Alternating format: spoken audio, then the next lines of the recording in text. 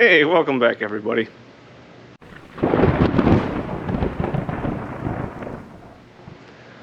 Hope everyone's doing alright and glad y'all are back for another fun-filled day here at the hangar with our lovely Phantom.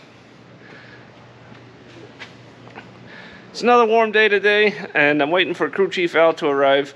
However, earlier I went through the schematics some more and made an interesting discovery, which I think will help lead me to figure out whether or not that right-hand transformer rectifier is indeed bad or not. But I'll get to that in a minute. But first, I got something else for you guys.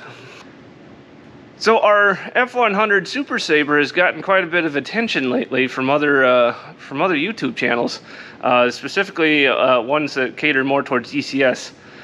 And this week, got to see a video from a channel called How I Play Games, also known as Hip Games. And on his channel, he goes through almost every week of upcoming news and interesting things that happen with DCS World. And the development of the F-100F, or I'm sorry, the F-100D for DCS was brought up specifically, in addition to showcasing the F-100F that's sitting right behind me and the work that the Foundation does in preserving these aircraft, which was awesome. So I will leave a link to that video in the description below so you guys can check that out. It's really cool seeing that and seeing that the Foundation was getting another mention. So it's pretty awesome. Alright, so here we are up in the pilot's cockpit sitting in the factory installed folding chair option. I'm kidding about that, by the way, but it's funnily enough that this folding chair fits perfectly in here while we have the ejection seats taken out. Alright, so going through the schematics again this morning, I had a aha moment. So you guys got to see last week where when I tried to power up the right-hand bus with the right-hand transformer rectifier that absolutely nothing happened here in the cockpit, which is a result. So looking through it, looking to see what else gets powered on the essential 28 volt DC bus, well, the battery can supply power to that.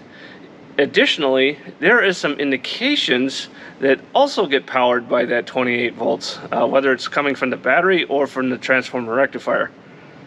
So, what I did notice was that the landing gear and flap indicators in the pilot's cockpit do receive power from the essential 28 volt bus. So, those indications should come on with power. In order to power that bus, I can turn on either engine master switch and I should see something, unlike last week where we saw nothing. Alright, so let's check this out. Alright, so here's the panel I'm talking about, which is on the left hand side of the cockpit here. We got our 3 gear indications and our 2 flap indications. Coming back next to the throttles, we have the 2 engine master switches. So turning on either one of these should power these, in addition to a few other things on that bus. But let's see what we got. So engine master on. Oh, wrong one. There we go. Oh, look at that. Our landing gear indicators are working. So is the flaps.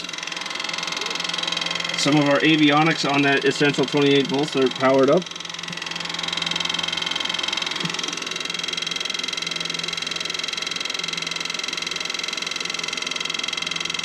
That's a result. Alright, I think that pretty much... Let me turn this off.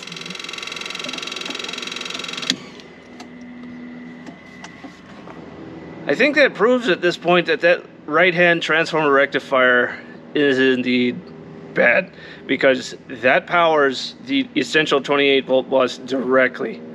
And last week we already ruled out that the ground power transformer rectifier is good. The left-hand transformer rectifier is also good. The ground power contactor in the AC power box is also good. So, knowing all that, we have a bad right-hand DR. Alright. Let's go look on the part shelf there in the back, and let's see if we can have a spare sitting on the shelf.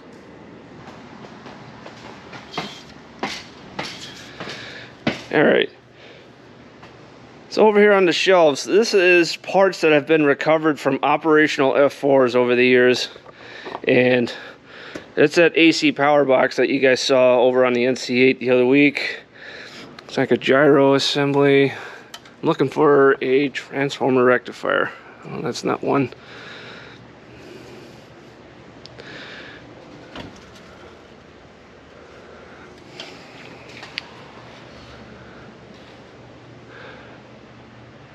Huh.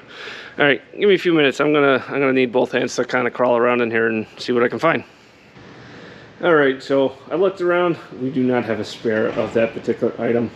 However, got the part number on it, kicked that over to our logistics guys, and hopefully we can get that, because I wasn't expecting to see a ground power transformer rectifier so fast, and that came in, and that's a very specific item. Those TRs, I think, are a lot more common. So we'll see what we get. I'll keep you guys posted.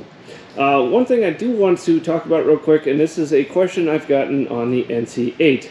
Why do we use that over the Dash 60? Well, there's a couple reasons for that.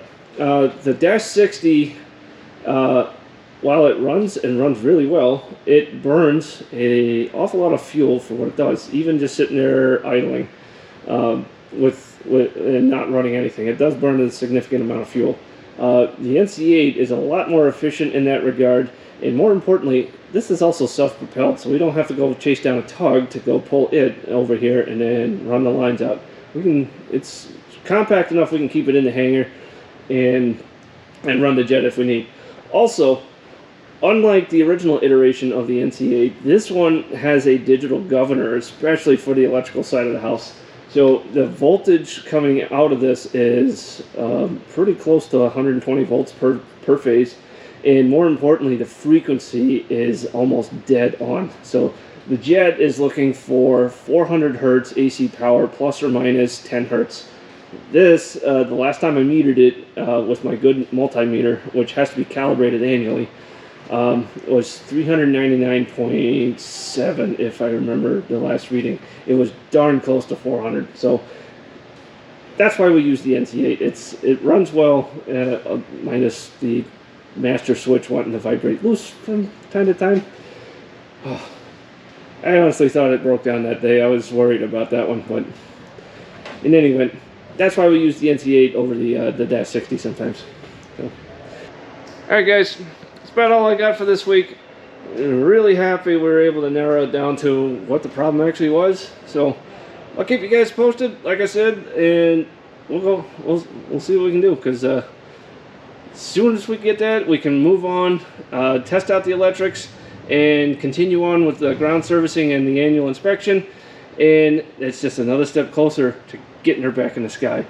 So until next weekend, thanks for watching. We'll see you next time.